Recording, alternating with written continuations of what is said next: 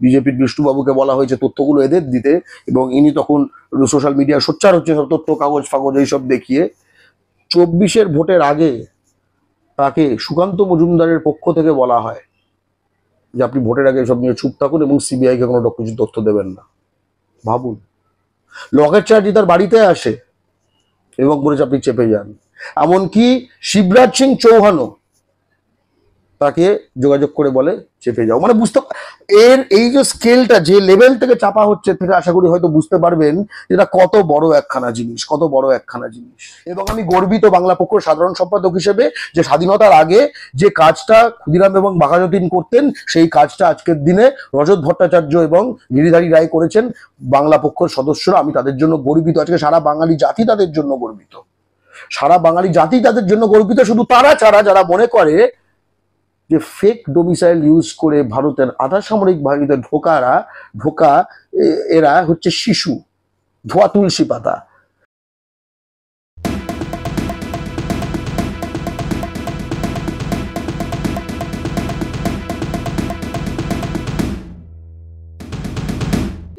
কত বড় এই স্ক্যামটা।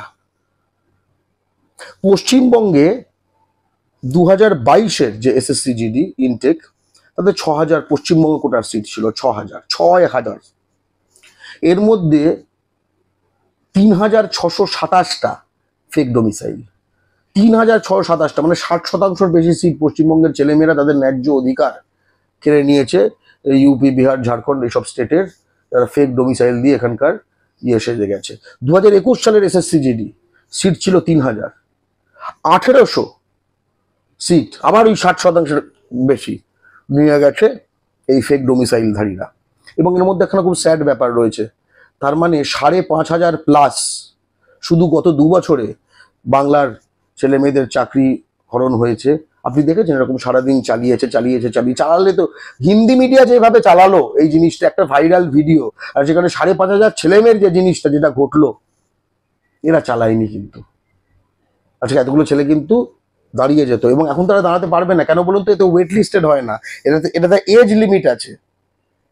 এটা তো আপনার ফোর্সের ব্যাপার না, একটা ফিটনেস, একটা ফোর্সের ব্যাপার, এজ লিমিট আছে। অর্থাৎ আপনি কেসটা 5 বছর, 7 বছর, 8 বছর ধরে লড়লেন, তারপরে ওয়েট লিস্ট থেকে যেগুলো জালি হয়ে বেরিয়ে গেল, তারপরে যে ফাঁকায় ভর্তি হয়ে গেল, তখন আপনার বয়স 29, এটা পসিবল না। যার চান্স গেল তার গেল। এইবার বুঝুন, এই সব টাইপের ছেলেমেয়ে যখন দেখছে সাধারণের মধ্যে এই হচ্ছে, এবং আমরা তাদের তো সঙ্গে যোগাযোগে রাখছি, আমরা দেখছি তারা ফুটছে, তারা বলছে দাদা একবার হাতে পেলে কিন্তু মানে এই। ফলে তারা যখন খবর করছে আমরা তো বলছি ভাই তোমরা এরা যদি নিয়ে থেকে চলে যায় তখন কি হতো? তখন কিন্তু তার মানে ভয়ঙ্কর কিছু হতে পারত। আমাদের সহযোদ্ধারা যায় এবং সেখানে তাদের পাকড়াও করে, তাদের ডকুমেন্টস একদম দেখে মিসম্যাচ, ঠিক আছে, ওটবোস করে, সবকিছু জানায়, এবং তারপরে আবার সীমা সুরক্ষা বলে এই আধা সেনা, তারা ঘিরে ফেলে তাদের। তারা কি করে খবর পেল? এর আগেও আমরা দেখেছি, আমরা যখন মধ্যগ্রামের বাদুতে যখন বিএসএফ ক্যাম্পের সামনে যখন ফেক ডোমিসাইল এরকম নিয়ে বাংলা পক্ষ যখন অবস্থান নিয়েছিল, তখনও বিএসএফ বেরিয়ে এসেছিল। মানে বুঝতে পারছো চক্র, এরা অলরেডি জেনে যাচ্ছে ভেতরে যে ভাই আমাদের লোকেদের হামারা আদমিকে পকড়তা হয়। তুই বুঝতে পারছো? এরপরে একখানা ভয়ঙ্কর জিনিস বলি। এই যে বিষ্ণু চৌধুরী যার কথা বললাম, তিনি বিজেপি দলে বিশ্বাস করতেন, আদর্শে বিশ্বাস করতেন, ভারতের রাষ্ট্রবাদে বিশ্বাস করতেন, এখনো করেন, কিন্তু বিজেপি দলের এখনো বিশ্বাস করেন না। তার কারণটাও বলছি। ওনার কাছে এটাও এভিডেন্স চলে আসে যে বিহারের একটা কেন্দ্রীয় মন্ত্রী, ঠিক আছে, সে ওয়েস্ট বেঙ্গল কোটার একটা ফলস কাগজ বানিয়ে সাম পান্ডেকে ঢুকিয়েছে, এবং সেটা নিয়ে খুব উত্তেজিত হয়ে যান। এবং যেহেতু কোর্ট থেকে বলা হয় যে সিবিআই কে তদন্ত তারপরে দিয়ে দেওয়া হয়েছে, এবং বাংলা পক্ষকে তথা এই বিজেপির বিষ্ণুবাবুকে বলা হয়েছে তথ্যগুলো এদের দিতে, এবং ইনি তখন সোশ্যাল মিডিয়া সোচ্চার হচ্ছে সব তথ্য কাগজ ফাগজ এইসব দেখিয়ে। 24-এর ভোটের আগে তাকে সুকান্ত মজুমদারের পক্ষ থেকে বলা হয় যে আপনি ভোটের আগে সব নিয়ে চুপ থাকুন এবং সিবিআইকে কোনো কিছু তথ্য দেবেন না। ভাবুন, লকেট চ্যাটার্জি তার বাড়িতে আসে এবং বলেছে আপনি চেপে যান। এমনকি শিবরাজ সিং চৌহানও তাকে যোগাযোগ করে বলে চেপে যাও। মানে বুঝতে এই যে স্কেলটা যে লেভেল থেকে চাপা হচ্ছে থেকে আশা করি হয়তো বুঝতে পারবেন এটা কত বড় একখানা জিনিস, কত বড় একখানা জিনিস।